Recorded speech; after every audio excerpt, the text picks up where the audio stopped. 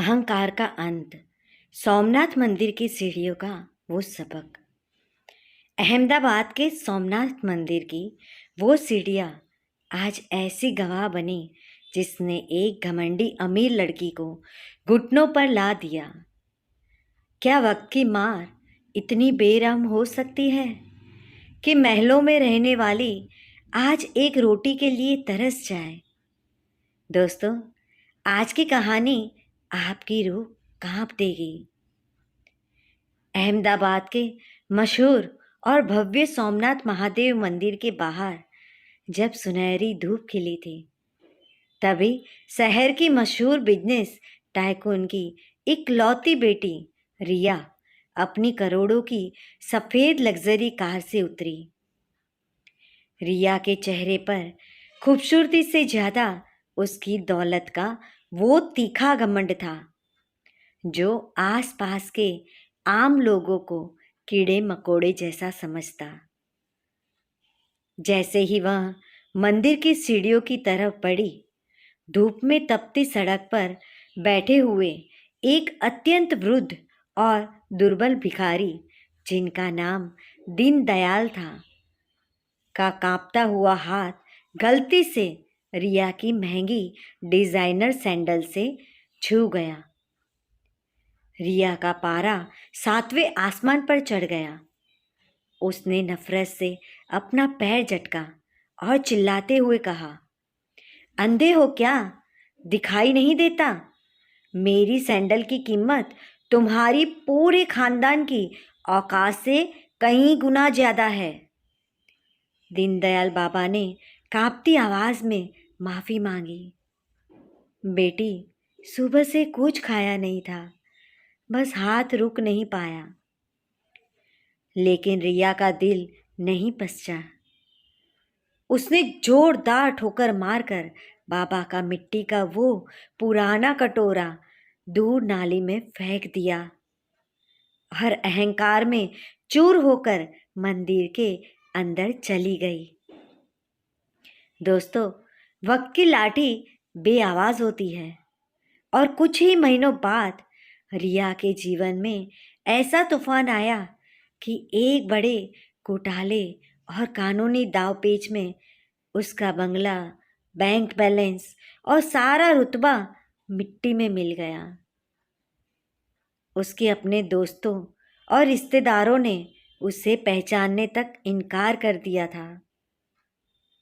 आज वही रिया फटे पुराने हुए कपड़ों में, पैरों में छाले लिए, उसी सोमनाथ मंदिर की सीढ़ियों पर भूख से निढाल होकर बैठी हुई थी।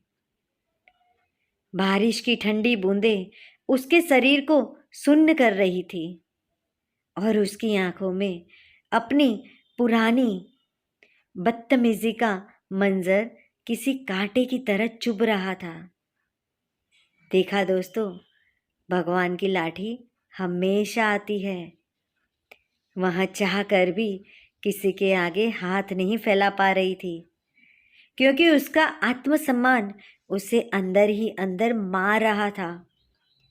तभी अचानक किसी ने उसके कांपते हुए कंधों पर एक मोटा और पुराना सा कंबल डाल दिया और हाथ में गर्मा गर्म खिचड़ी का एक दोना थमा दिया।